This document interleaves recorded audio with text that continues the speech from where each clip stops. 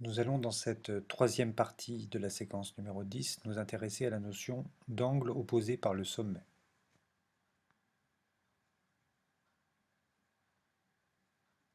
Pour cela, nous allons à nouveau observer une figure sur le logiciel.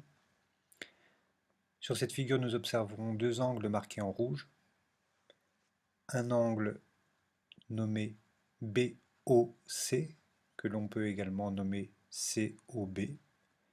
Un autre angle DOA, que l'on pourrait également nommer AOD. La première remarque que nous pouvons faire, c'est que ces deux angles ont leur sommet commun qui est le point O. À partir de là, nous allons étudier plus précisément l'angle BOC et en particulier faire le symétrique de l'angle BOC par rapport au point O. Nous allons donc faire un demi-tour autour du point O avec l'angle BOC.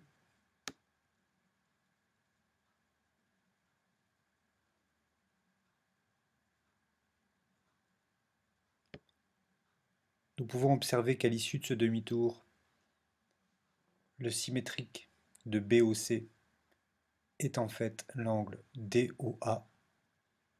Nous pouvons donc affirmer que ces deux angles BOC et DOA sont symétriques par rapport au point O.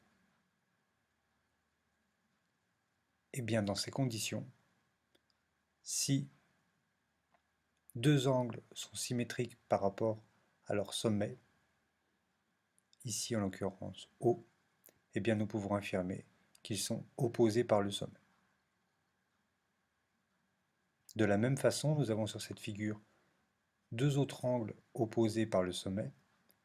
Si nous nous intéressons à l'angle BOD et à l'angle AOC, que je suis en train de faire clignoter en vert ici, eh bien ces deux angles ont un sommet commun, qui est toujours O, et le symétrique de BOD par rapport à O est bien entendu l'angle AOC. Ces deux angles ont donc un sommet commun. Ils sont symétriques par rapport à ce sommet. On peut donc affirmer que ces deux angles sont opposés par le sommet.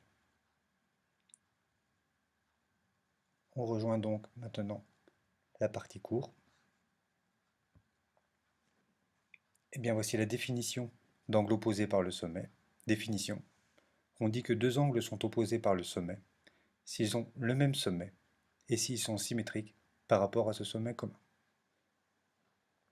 À nouveau, l'exemple présenté dans le logiciel, où les angles COB et DOA sont opposés par le sommet, ainsi que les angles BOD et AOC.